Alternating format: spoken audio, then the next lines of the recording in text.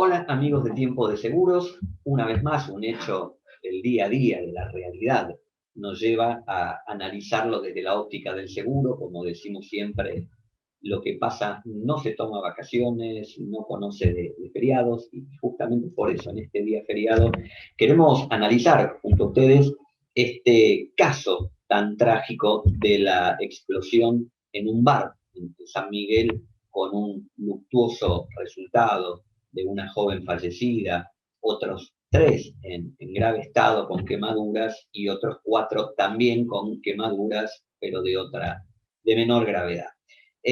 Primero, para hacer este análisis, considero que hay que hacer abstracción de la situación de cuarentena, porque escuchando diversos medios, por ahí había un ministro que dijo que no había autorización para la operatoria del local.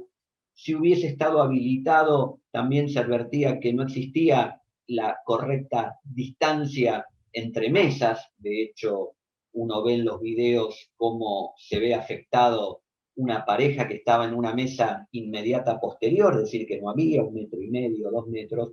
Por eso hay que hacer abstracción de eso. Vamos a analizar el caso como si esto hubiese ocurrido hace exactamente un año, con el mundo funcionando de otra forma.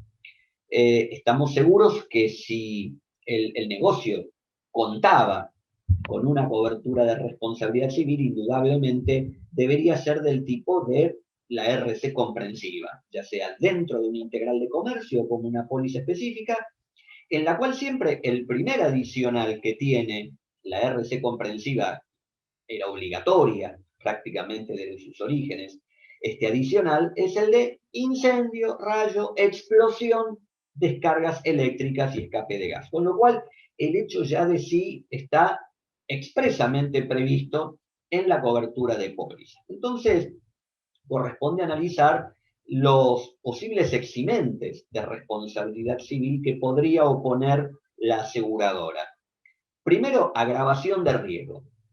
Utilizar este tipo podrían ser velas, adornos, candelabros, en este caso un calentador que tenía la mesa, es una agravación de riesgo en los términos del artículo 37 de la Ley de Seguros, y es difícil de sostener, porque la verdad que cada vez se incorporan más, a veces una simple vela como centro de mesa. En otros lados yo ya he visto varios restaurantes que tienen estos sistemas. Acá entra a jugar si hubo una inspección previa, si se tomó nota de que había este tipo de instalaciones, pero insisto, hablar de una agravación de riesgo se complejiza. Vamos a la otra, la de la culpa grave. Más allá de la enorme negligencia que comete una empleada del local, queda claro que el artículo 114 de la Ley de Seguros, específico sobre el tema responsabilidad civil, habla de que el asegurado no tendrá cobertura. En realidad dice, el asegurado pierde el derecho a ser indemnizado cuando provoque dolosamente o por culpa grave el hecho del que nace su eventual responsabilidad. Pero solamente habla del asegurado en forma directa, no de los empleados del asegurado. Esto sería una extensión absolutamente ilógica.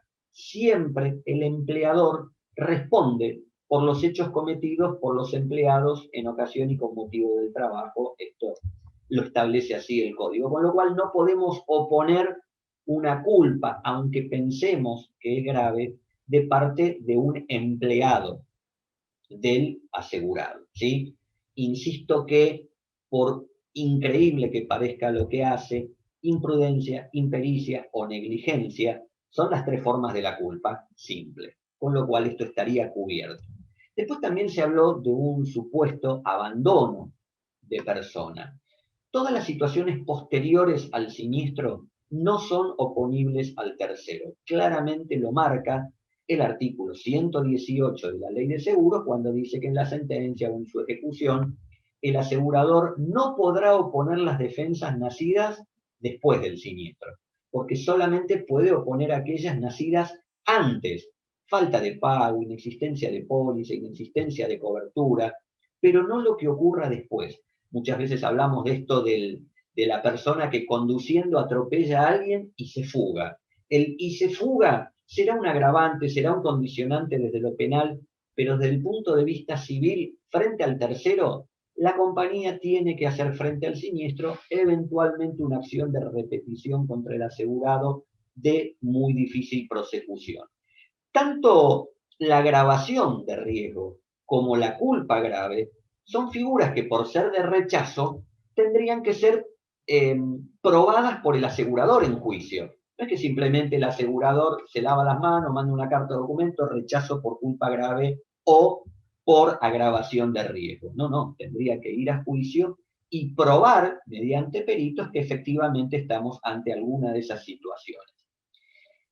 La realidad es que esto muchas veces termina cada vez más con un análisis económico, porque hay una enorme disparidad, y más en un caso como estos, entre lo que puede ser la suma asegurada de póliza con las consecuencias económicas, y reitero que tenemos una joven muerta, 3 muy graves y otros 4 lesionados, todos ellos quemados, por duro que pueda resultar esto desde lo que es hablar de personas que han sufrido un daño, pero la realidad es que en seguros conocemos, quienes hemos estado en siniestros, que el quemado es la peor víctima que uno puede tener a la hora de indemnizar.